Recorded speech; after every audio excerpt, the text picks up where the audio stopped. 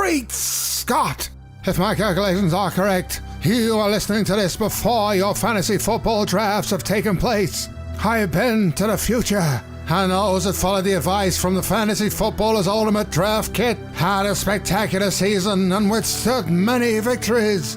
It's almost as if Biff had given each of them a copy of Gray's Sports Almanac. I'd highly recommend heading over to www.ultimatedraftkit.com without any further delay.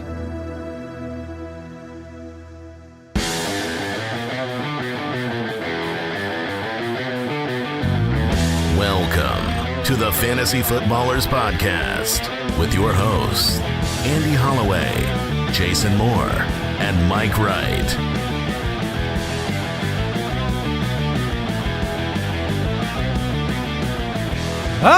Oh, welcome in.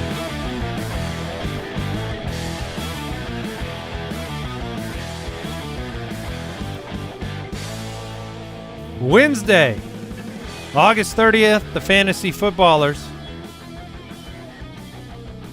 Mike Wright, Jason Moore, Andy Holloway. Back with you. If my calculations are correct, we'll be entering the fantasy time machine today, which is always a good time, knowing the future, that is. Yeah. And we'll try to let you know who the 2023 Amari Cooper is. The 2023, what do we got next? Josh Jacobs. Okay. The 2023 Geno Smith. What I love about this show All very surprising. is we have actual time machines that we get to use just for this episode. That's what you love about this episode. Yeah, so everything we will be giving you is 100% factually correct. Perhaps not in this universe, but at least in one of them. Yeah, if it doesn't come true in this one. Yes. Yeah, jump in a black hole and you might end up where In the multiverse. These are hard to call, but we take a look at situations and try and compare. So, there's a little bit of feeling of how that player was looked at last year during the draft, and just say this is it. This is the person who's going to be this or by next year. It's confusing, man. There's too much time. Yeah, to I mean, talk. time travel is very confusing. Jason knows a ton about it. Yeah, no, a lot of people would be surprised. I built it. I built the time machine? Yeah. With the science A lot of stuff. people think Al would do that for us. Right. But he's too lazy. Can I get I need one of the deucers to let me know the current count for the Megalo Bowl at some point during the show today. But it is growing. It is mega. It's getting more mega. It's becoming more mega. Megalobowl.com. Come compete with us and play in the largest in-season tournament in all of the lands. Yeah, and if you win that tournament, you will be in our listener league with us automatically, which we are drafting today. Today Yes, is we our are. listener league draft. So Are we really? Yeah, we are. Yes, Andy. It's on the schedule. What time is that happening? That is happening at 5 p.m. Eastern. Well, I'll be darned. Yeah. I hope you're there. We have a fantasy MVP episode tomorrow, by the way. We use this. You could call it a time machine, or you could call it a calendar. Okay, and that's But where it's penciled in? Yep. Look, my family is in the middle of a move right now. I'm not even alive at this point in time. That's fair. I am living in the mist, and I don't know why we chose to move in the middle of the football season. But I'm sorry that I made that decision for you. we're a bunch of idiots. The Dynasty Podcast, special episode released this morning, live from NFL Studios. We did Dynasty, My Guys, and Rookie Fever. It was a fun episode. I don't really know how long Jason and myself argued about Bijan, Not long enough. but it was a long time. Yeah, I was trying to remember that? Yeah, I was trying to. I'm like, what was? Because this weekend is a blur, or last weekend, Mm-hmm. and I knew there was something that we ended up like really digging into it, and it was Bijan. Yeah. The range of outcomes for Bijan Robinson. Well, Kyle normally hosts the Dynasty Pod. Yep. I pinch hit this week and hosted it which was the first time I've hosted the Dynasty Pod myself. First and last. I mean, clearly, based on Jason's behavior, Kyle lets him get away with anything. And I had to push back for a long time. The Dynasty show is a lot of fun because we just let ourselves go. We'll talk forever. In fact, this is a very long episode talking about my guys and the rookies. 13,773 participants in the Megalo Bowl so far. Okay. So hop in there, megalobowl.com. The quick question of the day: do you like to use a late draft pick to grab the backup running back to your RB1 as an insurance policy, or do you view it as a wasted pick? I would say the vast majority, I view it as a wasted pick. It's drafting for your floor. Yeah, look, should something happen to your starter, maybe you have a plug-and-play running back who's going to come in and give you some production. The problem is we remember very fondly when it works, but it has only worked a small amount of times. It's great for like a week or two here or there. You know, like, oh, Dalvin Cook is going to miss a couple weeks here with his shoulder. Alexander Mattison then looks fantastic in those situations. But if you're talking whole season, then it's not likely the answer. It's hard to say for sure who is the true backup, and it's going to be a committee more than likely. Brooks, you made a good point in the Slack. What did you just say?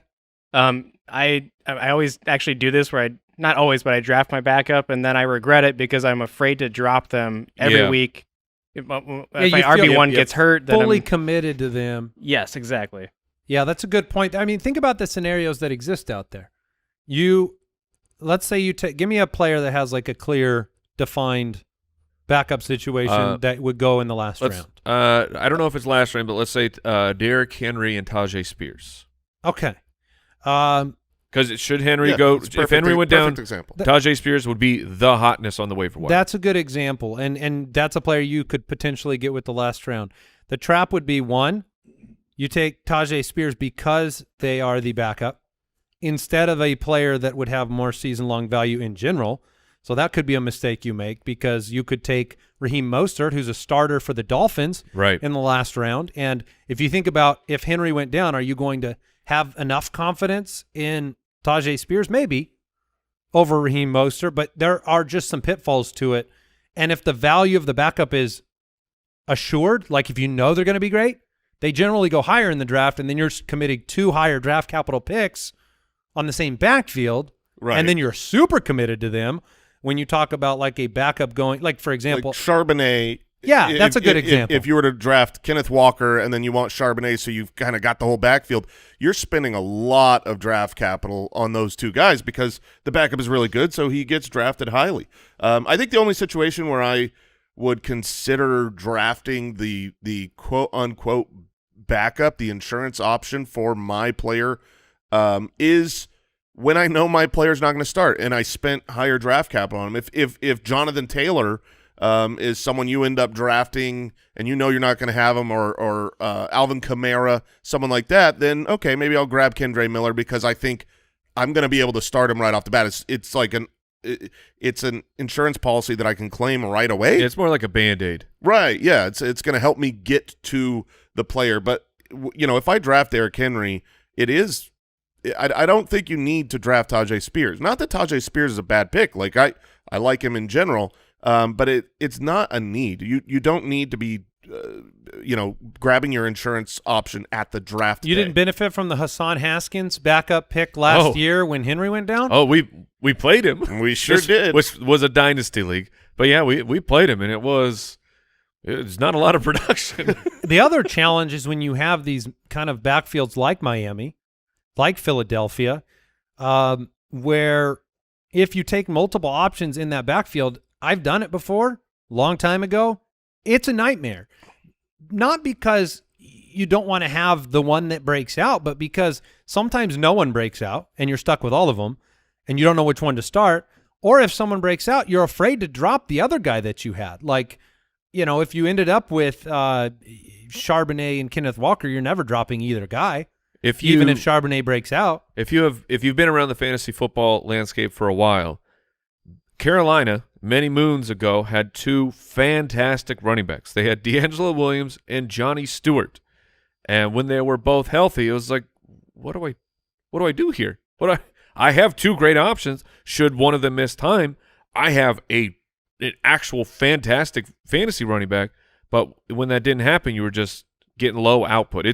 It's not playing for first. Like, I'll wrap the conversation saying for that. Drafting your backup as the last pick, as opposed to drafting someone else's backup, you're not playing for first. You're playing for, well, I just don't want to have a terrible season. And who cares? If you're last or you're third or you're second, your goal is to get first place. Your team does not get better when you lose your starter and the backup goes in. Exactly. But your team gets better when someone else loses their starter and you add a great asset to your roster. Yes. One final wrinkle, I don't mind it. Obviously, Dynasty is completely different. I like having the backup in Dynasty. That's way different. Because I'm guaranteed to have a starter at that position, and you don't have the luxury of taking these late rounders that might be starters. So it is different there. Let's talk news. News and notes from around the league. Presented by USAA Insurance. The bomb dropped at 4 p.m. Eastern yesterday. Man, Twitter was... And it was a dirty bomb. For the final 20 minutes, as we sat waiting for the news on Jonathan Taylor, I mean, how many times did Twitter get refreshed just like from the fantasy community? I was sitting there just spamming it. I wanted to be the first one to see it, and we knew there was a time limit. We knew it had to come out. The news did come out. No trade. Jonathan Taylor remains on the Colts. Jonathan Taylor remains on the PUP list, meaning he will miss a minimum of 4 games. And like I think we start with the Jonathan Taylor. Yeah, exactly. And here's where you have to dig in. Oh, we need a whole day of training on this one button. I think warm in these rhinos. We're in the Seinfeld apartment right now. Or Kramer's, the Kramer's with the... See, Al wants to blame me, but there's only one button that does it that way. All the other buttons I got to turn off. So to Jonathan Taylor, he will miss the first 4 games. Those 4 games count towards him accruing a season. Jonathan Taylor, like, I'm pretty sure that he has to work with the team. The team will be like, are you ready to go? And he'll be like, no. I'm not ready. I'm not ready to come off the PUP. And he only has to get to 6 games to become like he has fulfilled his contract. As long as he stays on this PUP for 6 weeks, yes, the Colts can technically franchise him, but I'm saying he has now moved through his contract, and he gets to figure out what's going on during the offseason. This is a disaster. A disaster. If Jonathan Taylor wants to do essentially a hold-in, he has a free pass to do it. It was really dumb of the Colts to leave him on the pup. It's bad strategy, even if his ankle is hurting. If they were to trade him, if a team wants to come and get him, that team will not have him for the first 4 weeks either. So, correct. If you're thinking, oh, well, when he goes to Miami, they'll take him off the pup. Doesn't work that way. He's officially on the pup, can't come off through the first 4 weeks. This was never a good faith situation with Jim Irsay and Jonathan Taylor. In Las Vegas, they wanted Josh Jacobs back. They both sides did. Mm-hmm. Yeah, they just needed to reach that point. We won't see Jonathan Taylor most likely play for this roster.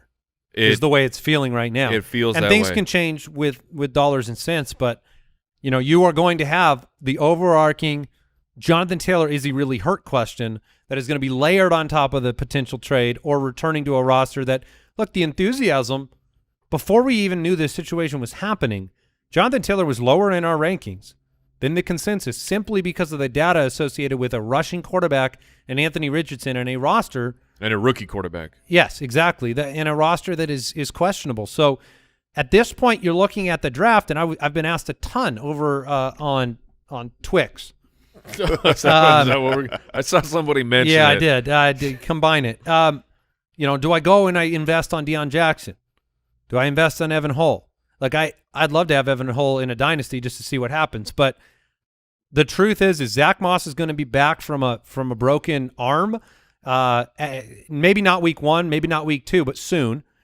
Deion Jackson and Evan Hull both had opportunities to start. Deion Jackson started the final 2 preseason games, but Evan Hull rotated in with the starters at different points in the game.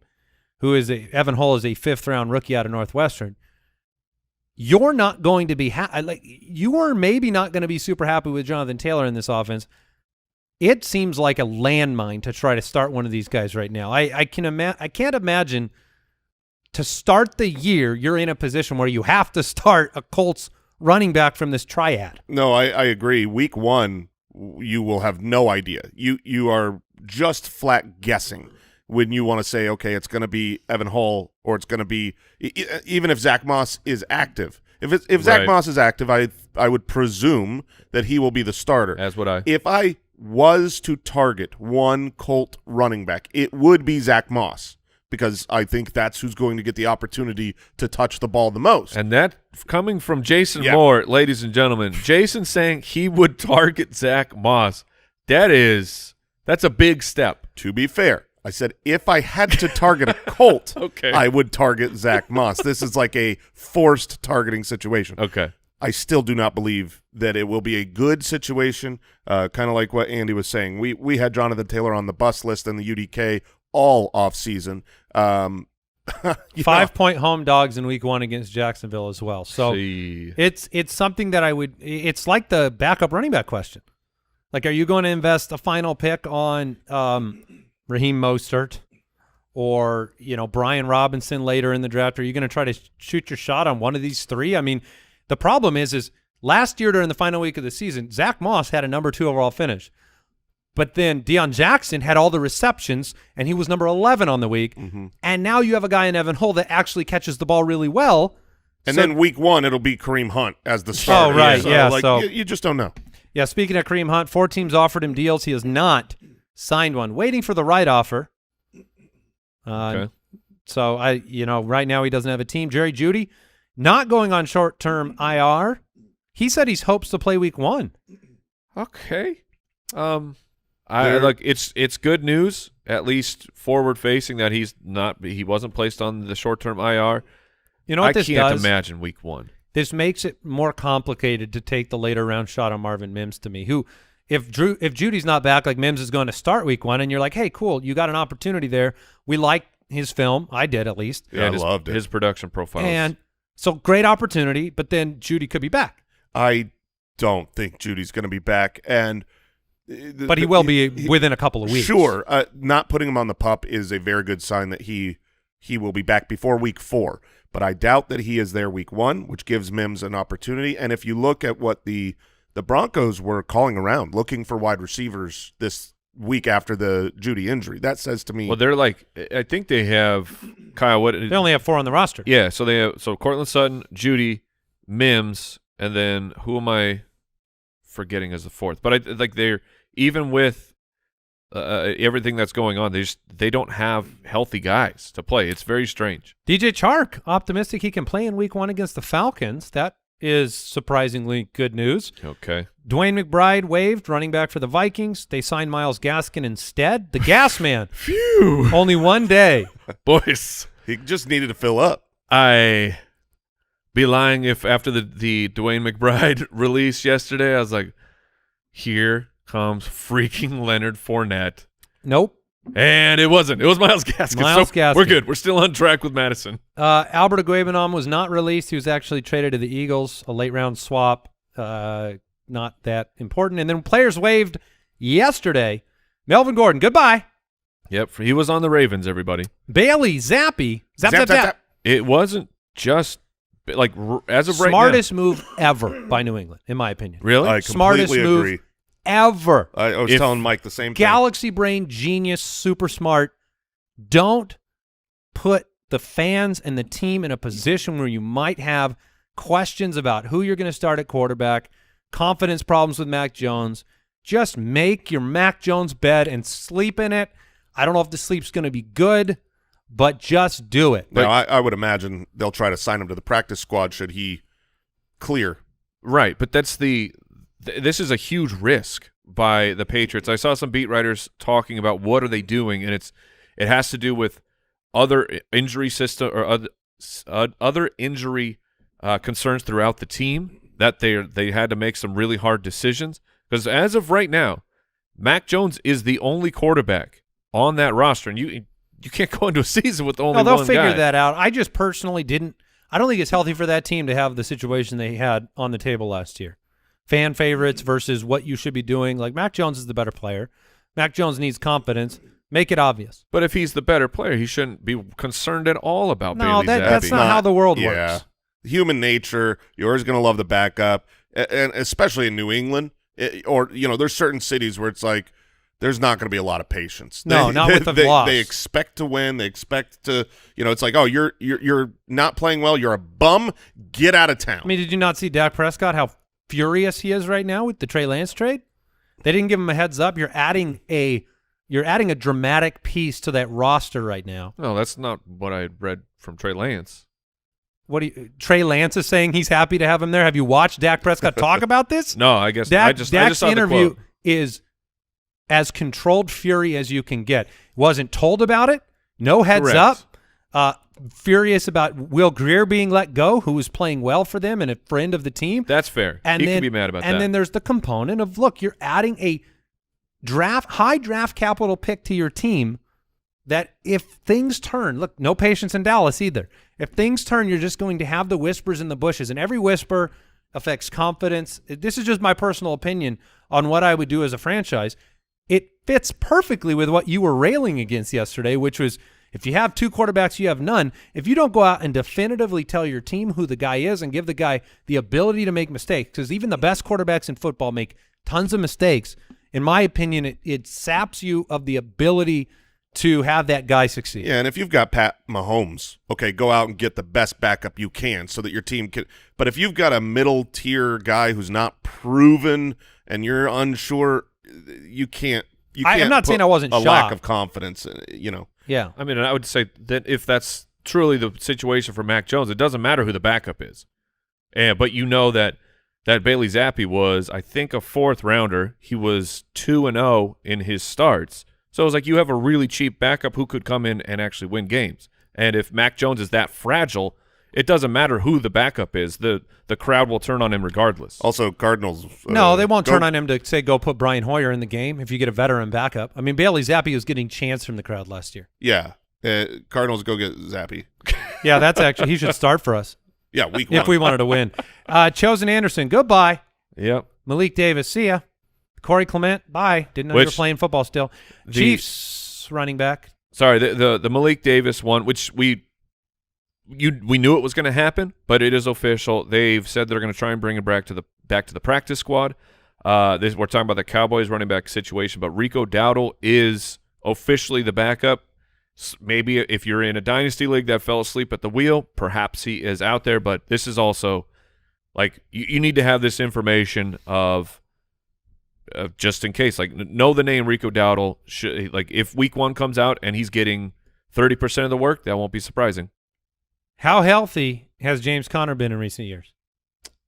About the same as all the years. Yeah, mostly. So you're one James Conner injury now from Keontae Ingram in Arizona having an opportunity to start. That is. So keep that in mind. Yes, but that is trusting the process. That's how 20 carries at running back midway through the year is something anybody would dream of from any player anywhere. Yeah, but I don't think he's good. It don't matter. I actually think Keontae Ingram's not bad. It just doesn't. I mean, is Deion Jackson great? Is better than Keontae Ingram. No, I think Ingram's all right. Do you know what he did last year? Deneric Prince for the Chiefs. Darling, running back. Goodbye. He's been cut. Yeah, there's only one Isaiah Pacheco. All right, that was today's news and notes presented by USAA Insurance. Learn more at usaa.com/insurance. Quick break, back with the time machine.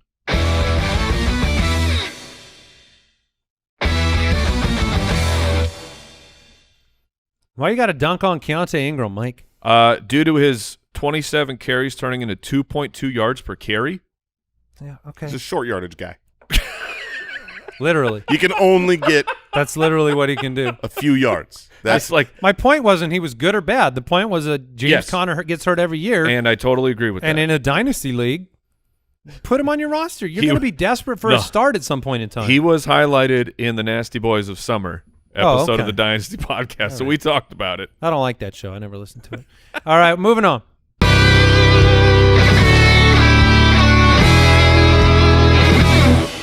Marty, you've got to come back with me. Where?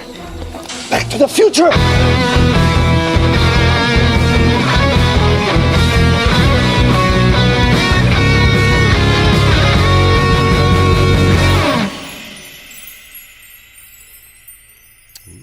I got to let the chimes do their thing. The chimes finish up. I honestly thought the drop might go forever.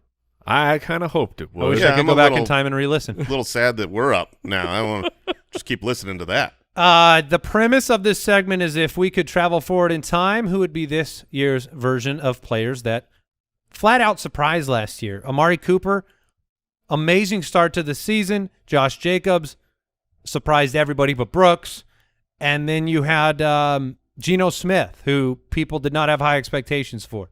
So we want to talk about what made those players special last year and how we can apply those same filters and potentially narrow the field to identify them as candidates to be that player this year. Amari Cooper was, let me give you the resume for last year. He was drafted as the wide receiver 26.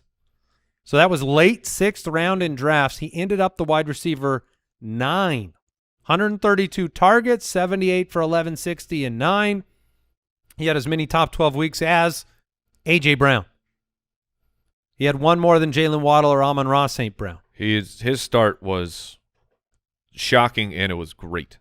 Briefly speaking to him, he still might be a tremendous value this year. Yeah, usually when a player is a good value, like 3-4 years in a row, it just keeps happening. like Tyler Lockett. Yeah, you could have every year he's undervalued and overperforms, and for some reason, the world does not love Amari Cooper. I love hanging with Mr. Cooper. Yeah, and he keeps dropping in drafts that we've been in. Oh, you're mad because you didn't get this? Yeah.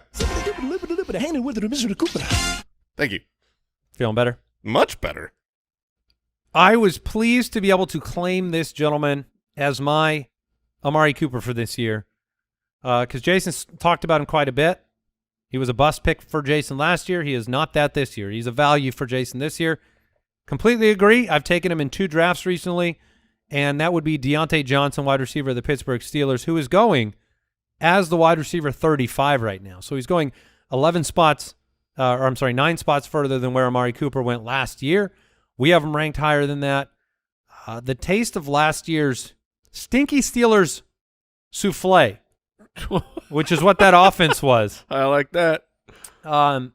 It's still in the air, and that's being reflected in his draft position. He has been a wide receiver 1 before, so that's part of the recipe to me is, when you look at that value, Amari Cooper has had a history of success. Diontae Johnson, I think you just have to watch him play football to know what he's capable of. He's a great route runner, go-to type of first down receiver. The flashy player is George Pickens on the other side, but Diontae will have more targets. And this Pittsburgh offense, all signs point to it being vastly improved. Mm-hmm. They have 2 running backs that are going to be contributing in this offense. They have Pat Freiermuth at tight end, and you've got 2 wide receivers that are very good. So I think Diontae right now stands out as the player that goes late in drafts that all of a sudden, like if you just end up in a situation where maybe you did draft a quarterback and a tight end because they dropped to you, and then you drafted some running backs. Like I legitimately have 0 problem slotting Diontae Johnson in as my wide receiver 2 on a draft where wide receivers just came late. And Kenny Pickett, we've talked about it. He looks good. He's the highest graded quarterback this preseason in his limited playing time. Diontae targeted on 29% of his routes. He is a very, very good wide receiver who had a very outlier style year last season. Didn't score, which was insane. But you don't find wide receivers every day at wide receiver 35 that are guaranteed to get 120 targets in an offense. And if Diontae stays healthy, there's just no way he doesn't have that. So, we had 147 last year. They were so low value receptions because he didn't end up in the end zone. I'm just very excited about picking him up late in drafts. It just feels like you stabilize your entire wide receiver core if you've already taken a few. And like I said, you could sneak late and take a guy like this and end up with a home run? Yeah, well, let me mention a guy who's going much later than I'm glad it's not me. Than Diontae. Earmuffs, Mike. Earmuffs, don't listen. I'm going to throw Courtland Sutton's name into the mix. This is a player that has not been talked up by the fantasy community contractually, this year. There's a reason why we have not talked him up. Yes, I mention his name, and you probably are reminded of the specific trash can that you threw those dirty pants into, those stinky, dirty, poopy pants. Oh, no. You had to take that trash can, and then you had to put it into a different trash can. You had to put the trash can in a dumpster. Yes, that's how bad the mess was last year. And I get it. But I went back and I looked, and to me, there's a lot of Cooper vibes here. The first 5 weeks, I don't know if you guys remember this, because he had a terrible week 1, but then he was actually okay. He was averaging 9 targets, 83 receptions, 12.5 fantasy points per game. You go to week 6, and he's sitting there as the wide receiver 14 in fantasy football. Now, for whatever reason, things fell apart. The entire Broncos offense was really, that's what you were putting. That's the real poop that was in the pants, was the Broncos offense and Russell Wilson and Nathaniel Hackett and Courtland Sutton. I mean, there was no goodness from the Broncos offense last year. And it's rare for things to repeat in the NFL. Like, changes are the normal in the NFL. When you've got Sean Payton coming in and you've had really good camp reports of Courtland Sutton. In fact, like August 9th, here's a report from Zach Stevens, said today's practice was all about Russell Wilson and Courtland Sutton. Sutton caught every single pass thrown his way, including a 30-yard pass from Russ with Pat Surtain in great coverage, another catch with Mattison all over him. They capped off the day with a short touchdown. He's had a good camp. And now we talked about Jerry Jeudy's injury. He probably won't be there week 1, maybe not. But that depth chart at wide receiver, it's him. And that's kind of what I was trying to think. Like, Amari Cooper last year was the beneficiary of being the only dude. And obviously Jerry Jeudy's going to come back, we hope. But again, we saw it last year with Keenan Allen, where when you're coming back from a really bad hamstring injury, which it appeared to be when he was carted off, that late into camp, you're going to try to come back, and you could re-aggravate the issue. Courtland Sutton has a path to be a very relevant fantasy player. Nobody wants to have him right now because of the way that the way that last year went. But Rich Rebar, good friend of the show, had this tweet. Sutton ran 183 routes last season with Jerry Jeudy off the field, and on those routes, 2.2 yards per route. That's great. 29.7% of team targets. That's great. 39.9% of air yards. 23.5 targets per route run. Like, he was the dude. So I think you're going to be able to get off to a quick start if Jerry Jeudy is off the field, just like Amari Cooper got off to a quick start, and then maybe trade him away. Yeah, maybe. My worry with him is the history. You're going into year 6 with Courtland Sutton, and we're still waiting for the package to get delivered. You know, when you check the tracking code, and they're just like, I was supposed to get it today. And they're like, it's stuck at the facility. Oh, that tracking code. It said it was delivered. Yeah, that's the one. That's the one. It was delivered? Yeah, it says it was delivered. I'm doing laps around my house. It is not here. And they left a picture of the delivery, but it was just my front door. Yeah, there was nothing there, right? Yeah. Look, the problem there is I love those target per route run, air yard, all those numbers, except for they didn't result in production. The production did not connect to those numbers. That's the part that freaks me out. But right now you are limited in your options there, and so to me it's the if then this then that yep. of Peyton, Russ improving. Then I think those other numbers can translate. And look, for what you have to invest in him, throw that dart, chuck that dart. And the hamstring injury for Jeudy, we can be enthusiastic about his early return. But then will there be another return and another? Like Jeudy has been. Could be way worse. I mean, wasn't he hurt as a rookie, and then he was hurt last year? And so that package hasn't been delivered either. Yeah. Let's put it that way. I need to change shipping companies. Denver needs a new. With Denver. You had the 3 solid games at the beginning of the year, and then you had the 2 games that Jerry Jeudy missed last year, weeks 11 and 12, and it wasn't spectacular, but Courtland Sutton had over 10 points in a half-point scoring format both of those weeks. Like, that's 10 points, I'll take that.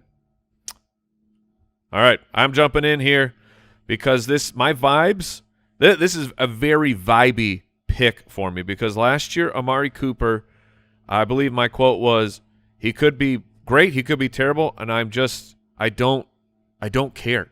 Like, I was so willing to be wrong on Amari Cooper if he comes out and he has a great season, and he had a really great season to start, and I still was like, yeah, I knew this was possible. I just didn't want to go in on it. And that's where I am with DeAndre Hopkins, who is now on the Tennessee Titans, an older player, a player who has historically been great for fantasy football. He's easily the number one target on the team. He's going right around that same area, right now in the back of the 5th on Sleeper, the wide receiver 20. He's only 31. It's not necessarily the end. The probability is against him, but we do have a couple guys in their age 31 season. Emmanuel Sanders was top 20 in points per game. Julio, of course, and it's me, Jason, Adam Thielen. When I was a young, spry 31, I was the wide receiver 16. Do you remember those days? The good old days. I wish I could go back in my own time machine. Last year, Hopkins averaged nearly 11 targets per game. He's so much younger than you. He's so much younger than you, Mike. He's so much younger. Not in my heart. No, not in football players. Not on the field. Last year, Hopkins got insane volume. I don't expect. Can I change my pick to Adam Thielen for this category? Oh, please do. He's starting for me in a dynasty league, so I have to believe. But DeAndre Hopkins, and I can see the path for him to be very solid. I can see the path for it to, like, all the Tennessee Titans arguments of like, oh, no, it's not a great season for Hopkins, and I'm really indifferent on him, whereas at his ADP, and that's where Cooper was for me last year. Which is funny there, Mike, is that you were indifferent about Amari Cooper, but that was a mistake, right? Yeah. So are you going to remedy the mistake? No, I will remain indifferent about that's DeAndre kind Hopkins. of the message I got there, is that you're going to just, they say you learn from your mistakes. Oh, the Foot Clan learns from Mike's mistakes. From Mike's mistakes. Mike remains in them so you can learn from them. Exactly. I told you this is a very vibe-heavy pick. All right. Yeah, I mean, I get it. Traylon Burke's supposed to be back pretty soon. I have been staring down DeAndre Hopkins in drafts, and I acknowledge that, like, I could have a gold mine. But I could also regret it. Have you drafted him in many places? I took Diontae Johnson instead. Legitimately, I was looking at both of those, and I went with the younger player. I would go Diontae Johnson as well. All right, let's find 2023's Josh Jacobs, who was drafted as the RB22, and he was number 1 in standard scoring. Talk about an absolute steal.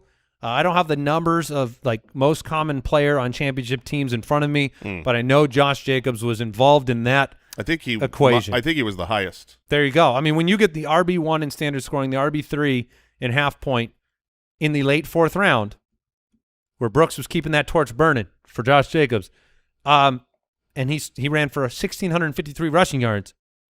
That's stealing, and that changes your entire roster because you've already drafted high draft capital players, hopefully well. To me, this is Dameon Pierce. This is Dameon Pierce of the Houston Texans. He is going at RB18 right now, so close to that RB22 range. I watched enough Dameon Pierce last year to – honestly, there's some similarities to the way that Josh Jacobs ran between the tackles, broke tackles, and the way Dameon Pierce runs. I mean, violent. He's just a ferocious eater of souls, I'll say. Dameon Pierce is so far and away the best running back in Houston.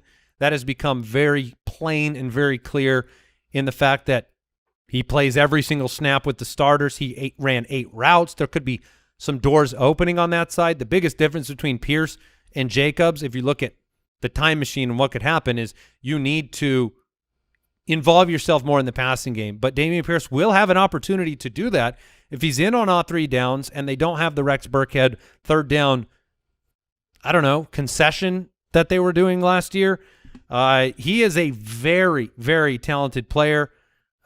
He came out and talked about how many routes he's running in this offense, this new offense now, and the fact that he went to lose some weight so that he could be more of a participant in the passing game. I like that. I think Dameon Pierce might end up being in contention to lead the league in rushing.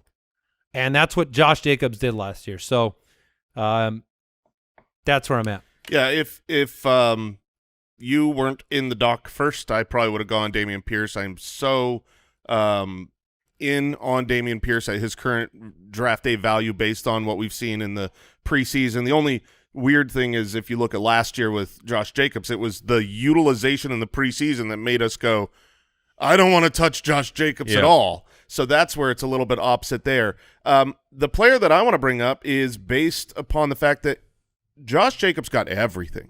He was good, very good in his own right. I don't want to take anything away from how electric he was on the field, but the reason that he was, an absurdly good fantasy option is because of the total amount of touches he got. They didn't utilize anyone else in the backfield.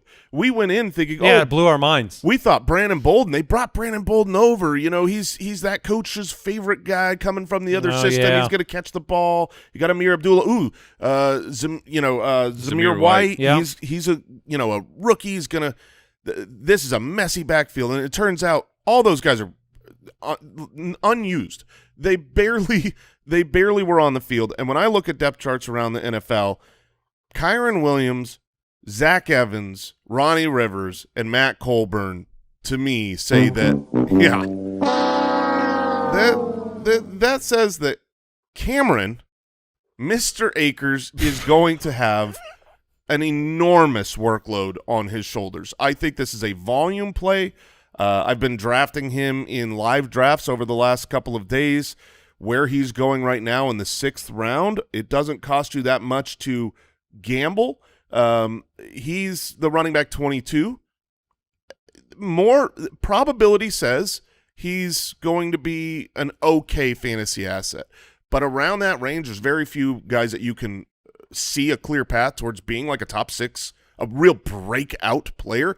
And I see that for Cameron. I've talked about him recently, but he reminds me in those ways of Josh Jacobs. I think that he could be that league-winning type of pick. The difference I see for Cameron is just how we both view Kyren Williams. And I get that we don't have a ton of production on the field for Kyren Williams, and it's all speculation. But the fact that there was chatter after week 1 when Williams got hurt that no, he was a huge part of the plan all along. We just weren't allowed to talk about it. So I think the Kyren Williams, I like the Cameron Akers pick, but I think that Kyren could factor in more than you're anticipating. Right, but that's Brandon Bolden. That's what we thought of Brandon Bolden last year. That's what I'm saying. Like Kyren Williams is Brandon Bolden. You're saying kind of just accept things at face value. There's nobody to compete with him. Yeah. Don't speculate about maybe, and just take what's on the plate. Exactly right. All right, I'm jumping in. My pick, it is Alexander Mattison of the Minnesota Vikings. Look, the vibes. I'm going down with this ship. I'm going. Everyone's like, grab a lifeboat, and I'm like, I want to hit the bottom of the ocean. I really do. And what I like about this pick are the vibes of they aren't overwhelmingly positive.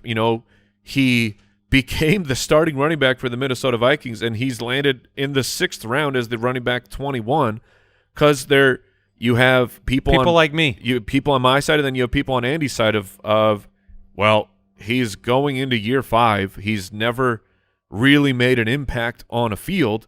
Like he couldn't, even with Dalvin Cook being older, Mattison couldn't really get himself on the field. We have some history of him taking over for Dalvin Cook. You have 8 career games with 15 opportunities. Most of those were when Dalvin Cook was out. He averaged nearly 17 fantasy points per game in that time. That's fantastic output. And you could say, well, look at the teams that he was playing. He played the Lions in a lot of those games. Well, he's still going to be playing the Lions because he's still in that same division. The point was just when Mattison has seen opportunity, he's come through for fantasy football. And last year's Minnesota Vikings was very different. Last year, Dalvin Cook ran the 3rd most routes among running backs. He was used as a true workhorse running back.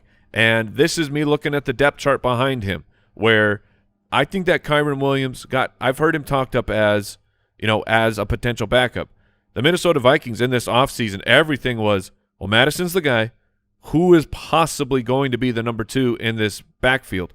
It seems that Ty Chandler has won that job. Yes. And but the point was, through most of camp, they had no idea. And then Ty Chandler had that one preseason game where he really showed out, and I think that's how he got the job. But Mattison has been treated like the locked-in, guaranteed starter, as in not being used in the preseason. Alec Lewis, a beat reporter for the Minnesota Vikings for The Athletic, on the Athletic Football Show, he said, quote, "From the outset, Kevin O'Connell and the Minnesota Vikings staff are very committed to Alexander Mattison being the guy." Even talked up the pass-catching opportunities that Mattison is getting. Because if he's going to get goal line, which the depth chart would signal that, and if he's going to actually get the pass-catching, this is an outrageous deal for a high-powered offense getting their starting running back in the 6th round. So the nice thing about Mattison is either when the ship either sails, it turns into a cruise ship and the fantasy points are plenty, I'm going to be on there with my free beverages, and then Andy will be at the bottom of the ocean, or I will be in Davy Jones' locker because I just was wrong on Mattison. It is really tough because this feels like I don't believe in the talent of the player. I don't think he's a top halfback at all. But his opportunity looks secure. Yes. So it is really challenging because it's kind of how I end up never drafting Najee. Is because Najee to me has never really impressed me.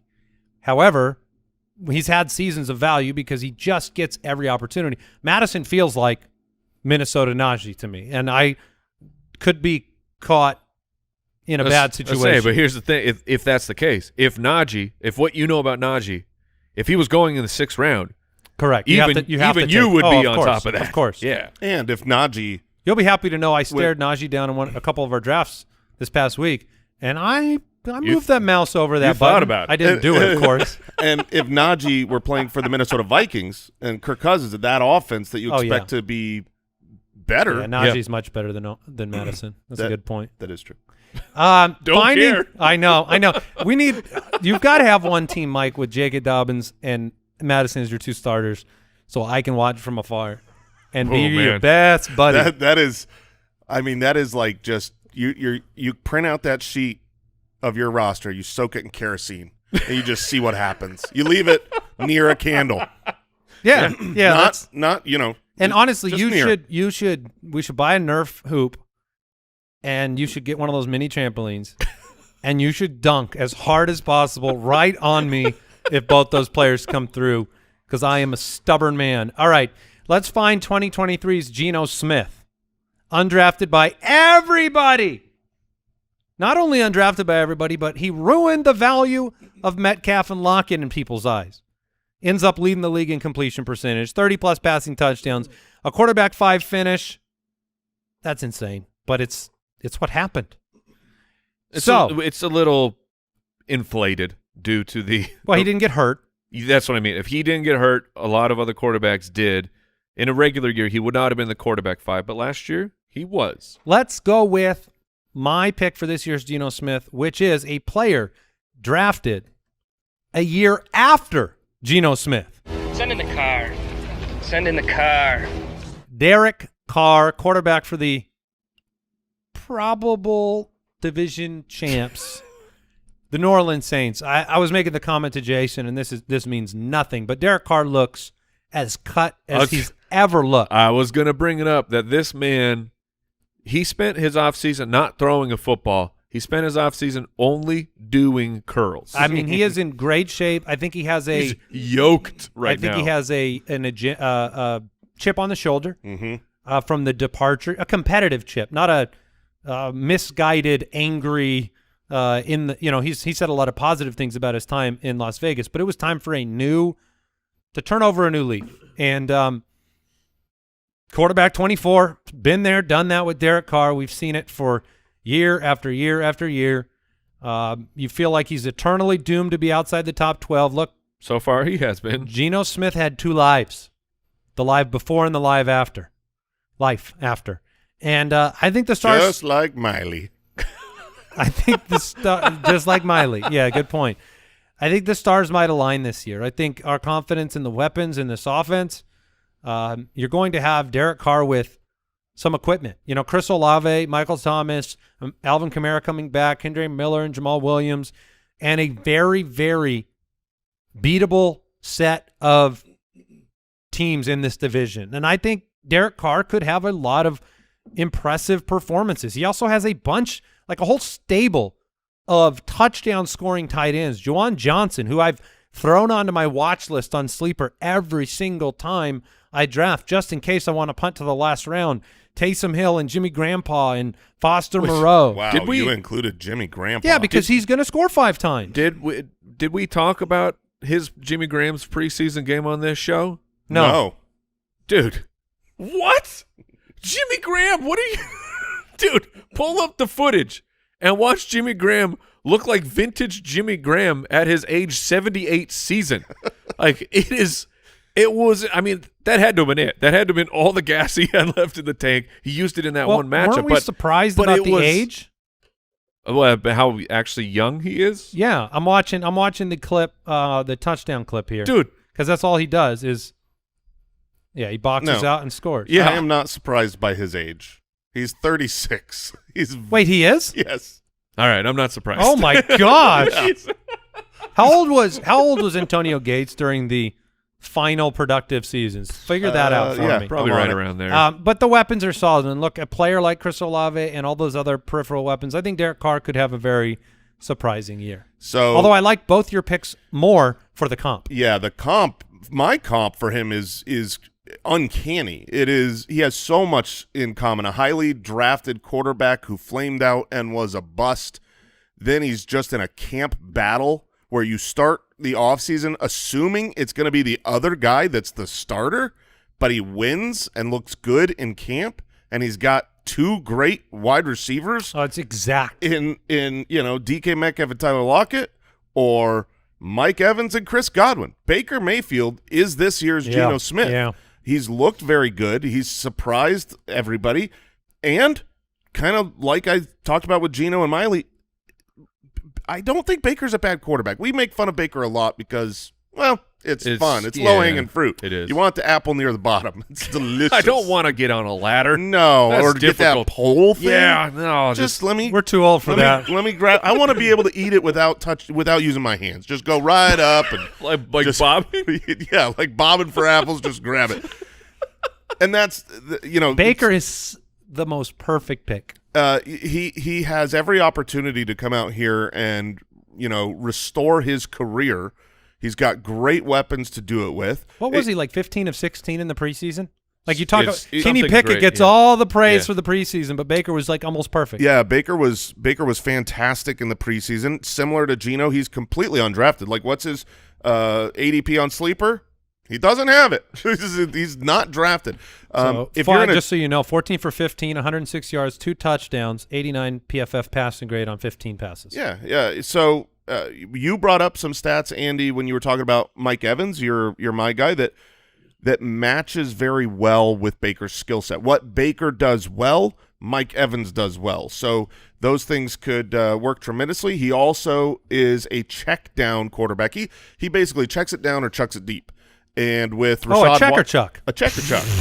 And with Rashad White there, a capable check down guy, he did it with Brady.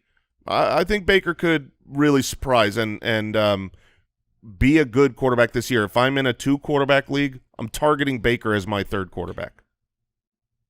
All right, I like it. That one's spot on. By the way, we haven't even talked about it, but Mike Evans did miss the final preseason game due to I just checked groinindex.com, and he is a member. Oh no, he's on there. But he did say, like, his head coach came out and said he would be playing if it was a regular season game, but it didn't make me feel any better. That's part of the Mike Evans experience. That's part of the Fantasy Reaper experience. That too. All right, I will lose it. My mind. I am jumping and my job. I was shocked when I got into the show, Doc, that this was not Jason's pick. Just tell us when you need us to contribute. It was actually written in to my name before I got there, but Baker was just too perfect. Go on. Which is fair. But this one, go on. It is Sam Howell. Oh, yeah, we got the triple. How? The Wolf Pack is in effect. Look, I think he's going to be good. He's going to run. I just watched every one of his preseason opportunities. I think he's going to be a good player. I think there is a very strong chance. Welcome aboard, gentlemen. I think there is a very strong chance that Sam Howell is actually a top 12 quarterback. Can we get a deuce or Howell? Oh, yeah. Hey, boys, you want to try it out? Yeah. Let's try it out? There we go. On 3. 1, 2, 3. Howell! Yeah. All right. We had like multi-tones and everything. Beautiful. So here's the deal. Downfield passing. That was one of the reasons that Geno Smith was so successful last year. Looking at the Washington situation, last year, dead last in first half pass rate. Meanwhile, Kansas City was number 1, and that's Eric Bieniemy is coming in. He's the new offensive coordinator. Granted, of course, everyone is screaming, yeah, but Patrick Mahomes. Yes, of course. We know that Patrick Mahomes is the reason you throw so much, but Bieniemy could be bringing that system over. If Terry McLaurin is good to go, I mean, we're still dealing with that toe situation, but don't need him. You got Dotson. Don't worry about it. But with McLaurin and Dotson on the field, that is a really, really strong wide receiver 1 and 2 combination. And Sam Howell, I mean, he unleashes the wolf, something like the hare. He's got it, and he runs wild. So watch out for like the moon schedule. Oh, you want the full moon situation? If we get Sam Howell in a night game with a full moon, let's get the Foot Clan to let us know if that's on the way. Some of you are probably moon watchers. Are you kidding me? I think the blue moon is like the super blue moon is like tonight. That's tonight. Well, I'm saying, but is he in a primetime game where there will be a full moon? Because that could be a serious danger for the other team. In college, in his final year, Sam Howell ran a ton. He ran for over 800 rushing yards and 11 rushing touchdowns. I mean, that is absolutely ridiculous, and you saw it on display last year in Week 18. Dallas, 5 carries, 35 yards, and a rushing touchdown. That is the secret for fantasy success at the quarterback position, QB7, in that particular week, and he's being drafted very, very late. He looks to me, when he is escaping the pocket and breaking through, he looks a lot like Josh Allen. When it comes to escaping the pocket, so obviously not the same physical stature, I don't think, as Josh Allen, but very, very quick feet, and you hope that translates to some success. And look, don't forget, like I know we've been isolating the consolidation around McLaurin and around Dotson, but like Curtis Samuel is still on this roster, sure, and is kind of a champion. He's a multifaceted, talented player who's had great involvement before, and your champion, Antonio Gibson, who could be involved more with the check down. That was one of the things I liked from some of the tape on Sam Howell was he did check it down when he got in trouble sometimes, didn't take a big hit all the time. And Sam Howell 6'1", 220. So I mean, he's a sturdier fella. Like he could take a hit. Yeah. All right. So, guys, about this blue moon. Wait a minute. It's a blue supermoon. Yes, tonight. Yeah, and it won't happen again until 2037. Correct. And we're talking up Sam Howell. Yeah, this but is going to be his season. I don't know, a blue supermoon. What happens to a werewolf during that? I do believe they have unlimited, like unlimited power. A lot of killing. Silver bullets, not during a blue supermoon, my friend. They're invincible. Yes. But just tonight. Oh, yeah. And they're not even playing a regular season game. Yeah, that's unfortunate. It's really wasted. He's trying to get people out to the field, and no one wants to come out. Oh, you don't want to go by a werewolf. Wait, what's the deal with this blue supermoon though, for like... So it's a blue moon, which happens, how often? Rarely. Every blue moon.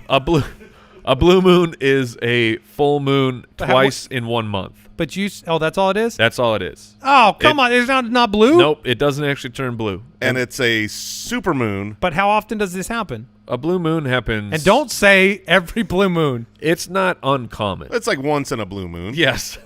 I hate you both. But yeah, the moon's going to be like 17,000 miles closer than normal, and look So it'll look 8% larger. It'll look a bit bigger and it'll be very bright. So wait a minute, you're telling me it's not blue? Jason, son of a gun! Jason's heart is I was broken. looking forward to seeing a big blue That just means he moon. turns into a werewolf twice this month instead of once. Correct. This is not like a blood moon where it blue actually moon's looks not red. blue? No, it's regular, but it's going to be But a awesome. harvest moon is red, right? I'm getting blue tinted glasses. Or orange? Yeah, that orangey. But then there's also a blood moon.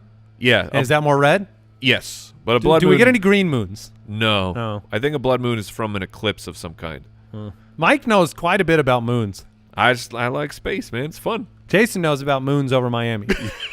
Moons over Miami. Yeah, sorry. Moons over Miami. I got it wrong. And moonshine. You come to me for those. Talk to Mike about moons. All right, tomorrow, join us. Special guests galore. The Fantasy MVP Show. Don't miss it. Goodbye. Thank you for listening to another episode of the Fantasy Footballers Podcast. Join our fantasy football community on jointhefoot.com and follow us on Twitter @TheFFBallers.